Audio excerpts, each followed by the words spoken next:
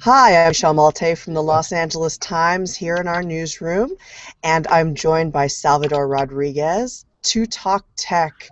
Hey, Sal, how goes it? Hey Michelle, how's it going? I'm eager to see this new Nexus 7.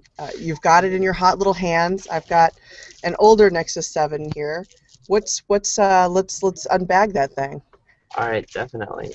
So this is the latest tablet that Google announces. It's the sequel to last year's Nexus 7, which, as you might remember, was the tablet that I credit with starting the whole 7-inch screen craze.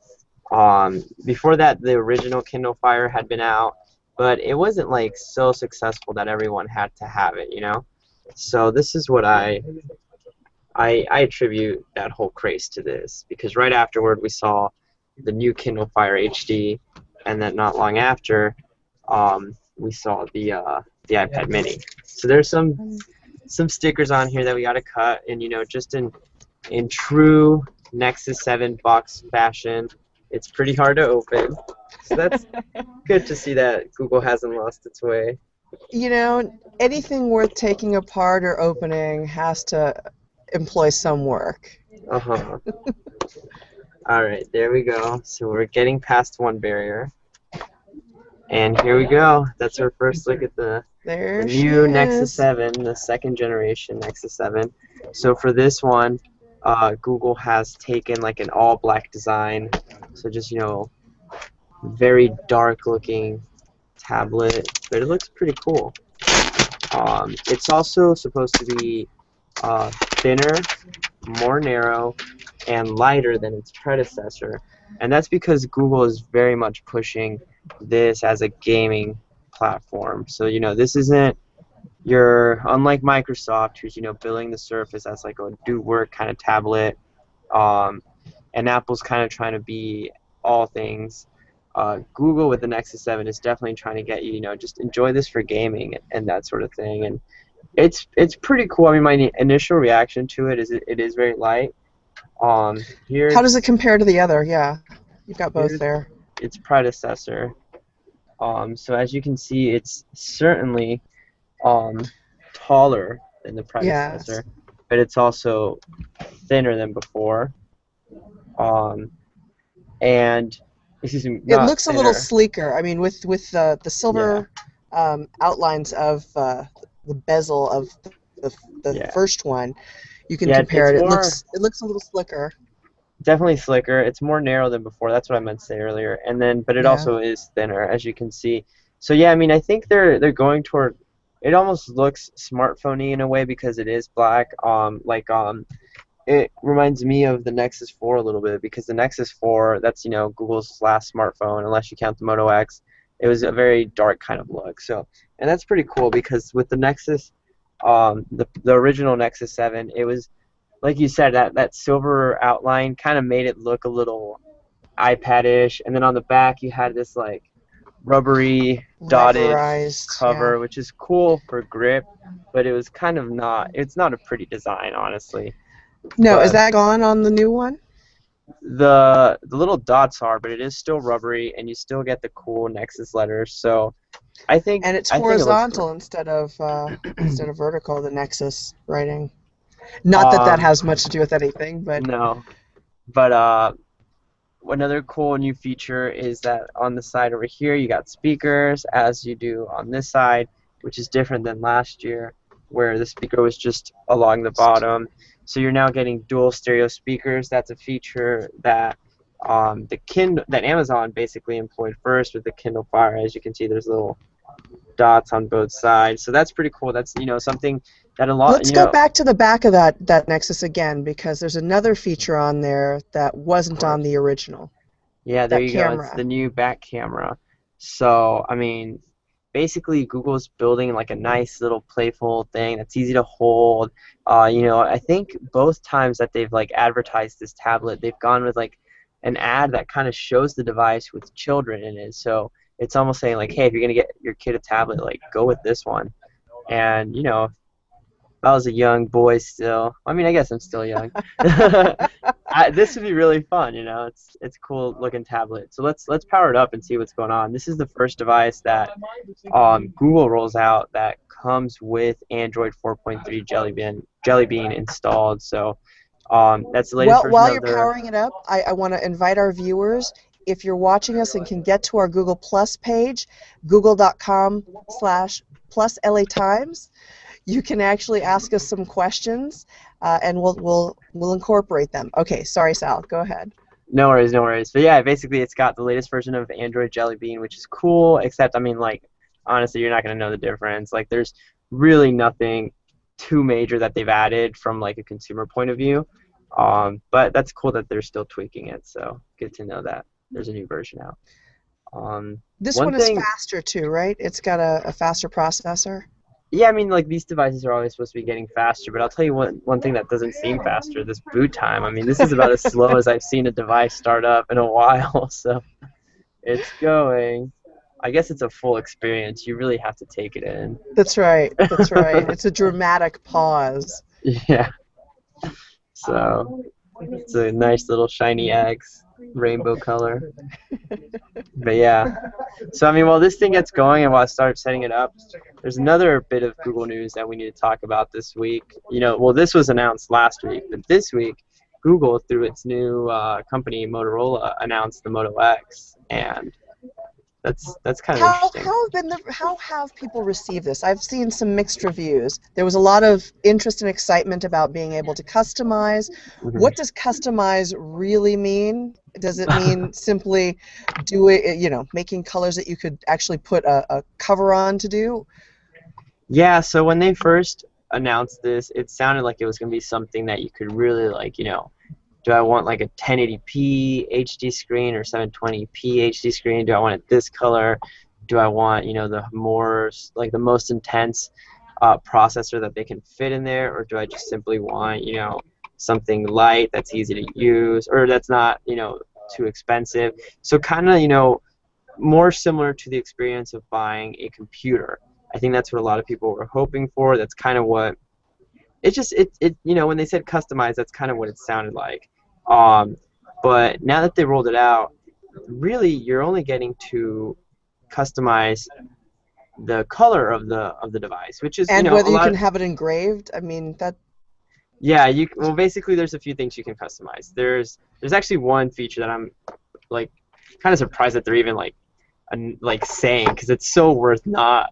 It's not. You can do this on any phone. But basically, you can choose whether you want the front to be black or white. You can choose whether the back you want it to be one of 18 different colors, with 2 of them being black or white. Um, you can choose the color of the details on your phone, and if you're not entirely sure what that means, what I'm talking about is, you know, the details. So like the color of the volume rocker, for example. Again, this is the Nexus 4, not the Moto X. Like, you know, the color of the outline, maybe the ring around the camera, that sort of stuff. So you can choose Okay. that kind of color as well. Um, and from there you can choose 7 different colors. And so, you know, it's kind of like giving you, like, you know, putting your own attitude into your phone essentially. And it seems that from the way they've marketed it, they're really gearing toward like a younger audience with this device.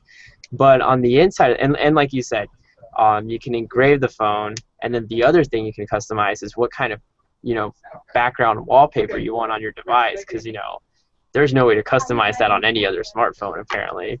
Apparently So not. so that's one of the things you can customize.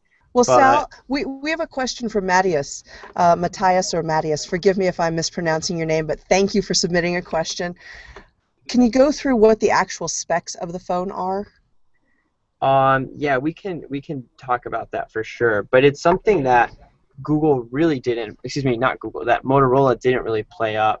And let me just pull up my last article on it. But basically, that's one of the complaints that people have, is that this isn't a phone that you get if you're all about specs, you know. It's only got a 4.7-inch screen, which for me that's pretty good. Like I think that's good size. I don't personally like the 5-inch screens, but a lot of people do want that. So I think some people might have been upset that it's not a bigger screen. Another complaint is that in this day and age, you know, a lot of smartphones out there have 1080p HD screens. Right. I'm pretty sure the Galaxy S4 does. I think the HTC One does. And just, you know, a lot of the top of the line devices are coming out with that. Motorola chose to go with a 720p HD screen. They also chose to go with a dual-core, I believe 1.7 gigahertz processor, as opposed to, A quad quad-core core, processors. right? Yeah, and they're saying, an argument that a lot of people have been saying, which is, you don't need a 1080p HD screen. You don't need a quad-core processor. Like you're not. What are you gonna be doing with your phone that you need so much power that you Well, need I a mean, the 1080p HD argument screen? can be made that you don't really need a smartphone, too. That's true. So but that's so basically Motorola is saying like you really don't need it, and we think that what you probably do need more with your smartphone is longer battery life. So let's cut that out and Okay. let's instead try to get you a full 24 hours of mixed use battery life, which is pretty cool. Like if you need more than that, Motorola also has the Droid Max, which is supposed to give you 48 hours. 24 hours, that's pretty solid. That's way more than like anyone else is really offering. So and yeah, a lot of people have been arguing like, for example, I have like a 26-inch screen and it's only 720p HD, but that still looks beautiful to me. Hmm. So so there's reasons for why Motorola did what it did, but that still doesn't change the fact that a lot of techies are like, but for example, The Verge which had one of the introductory pieces for the new Moto X. Um, there was like a whole thread being made among the comments of just people who were upset. Like there were GIFs being shared of Obi-Wan Kenobi from Star Wars Episode 3 yelling at Anakin Skywalker saying, "You were supposed to be the chosen one," and that's how some people feel about the Moto X. They feel that it's lacking because on the inside you can only choose whether you want 16 gigabytes or 32 gigabytes of storage. Which is a standard choice among most Hmm. smartphones. Yeah, so Well, nothing very customizable there to write home about. well, and some people have sort of taken them to task for their advertising. It's been a little bit racy in some regards. Yeah, I don't even. I honestly, I looked to see who complained about the advertising. I haven't seen anyone notable who complained about it, but they at least felt unsure enough among themselves to go ahead and remove it on their own. And what it was is that they, when they first announced the device, well, later on in the future, you're going to be able to choose what kind of covers you want, including 18 colors, but also wooden covers, like real wood covers, which is kind of cool, right? But that's not even a thing that you're getting right now. Doesn't matter. They chose to announce the device with a tweet that said, "Yup, we've got wood," and then some more details about the phone, which is, as like, "Yep, we've got wood" is kind of like referencing something in that. Yes, yes. I mean, it seems intentionally provocative. How's that? Oh, definitely very provocative. Then if you went to the web page, there were other examples like, when in the part saying, you can choose how much storage space, they said, does size matter? You decide, you tell us. And then another cool feature with the Moto X is that unlike Siri, which you have to, I'm looking for my iPhone, Siri, you have to press down to like get it going. Or with other Android phones, you have to go to the Google app to like get it going. With the Moto X, you can simply talk to it. You can say, "Okay, Google now," and tell it, give me directions here, search for this, what are some, restaurants around me, that kind of thing. And without ever having to use your hands. That's a cool new feature that they're boasting about. And the way they presented it in their webpage was something along the lines of like, don't touch No your touching. phone, Yeah. touch each other. And then, a little line about the device. And then under that, or it says something like, the Moto X responds to voice commands, so no touching is required. And then under that, it's like they're Michael Scott from The Office. In parentheses, it says, "That's what she said," which is, like, I don't know if they're trying to just appeal to, like, 13-year-olds who might be like, "Oh my God, that's so funny." But that's what they had. And then they went and first they took out "That's what she said." Then they changed the headline, which is like, touch each other. But it's still kind of, I would say that panel is still kind of provocative. It says, "Ready whenever, even if you aren't," something like that. So, It's still a little provocative, although it's hardly the most racy stuff that's out there. And the size mhm. matters question, they aren't the first tech company to actually use that. But Of course, of course. we've got a few other questions coming in. Colin, we'll get to you in just 1 second about the Nexus 7. But since we're talking about the Moto X, let's go to a couple of questions here. We've got Michael Oldenburg asking, What about users who play games on their phones and tablets? As games become more and more high poly, they will need more processing and GPU power. What are some of the comments on this? Well, I mean, a reason that some techies are holding their reservation, or they're basically, reserving judgment before saying, is this a good phone for tech or not, or for techies or not, is because no one's really gotten the chance to review it just yet. So we don't know if it's good for gaming or not. Like maybe the power or the processor that they put in there has enough power for your games. I mean, from looking at it, it looks like it's at least as powerful as an iPhone.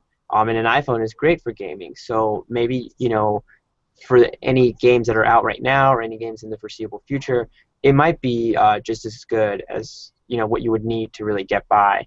So until we really get to check it out, you can't really legitimately complain about, the Moto X being a game or a phone that's bad for gaming. So we just kind of have to wait and see to test it out. And Matthias had a similar question about horsepower.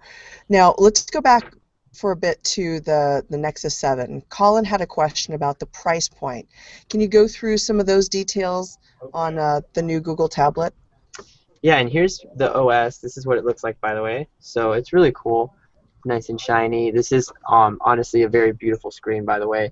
But as far as the price point, this is more expensive than the original Nexus 7, which started back, a year ago at $200. This one starts at $229 for a 16 gigabyte model and $269 for a 32 gigabyte model.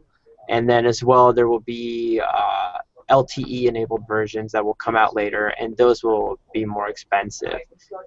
So it seems like they might keep selling the Nexus 7 the same way that Apple still sells the iPad 2, for example. That's like your non-Retina option. So it's kind of a medium option between the iPad mini and the iPad with Retina display. And I think Google might be taking a similar approach, which is also, what Amazon did. They still sell the non-HD Kindle Fire.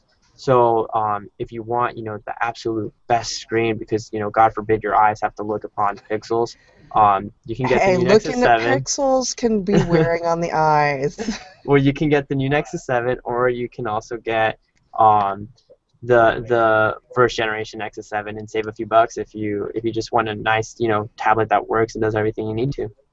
Is it worth upgrading? I mean, if you have the $200 Nexus 7, the previous version, do you think there are enough changes on this new device to make you dump that one or sell it on eBay or somewhere?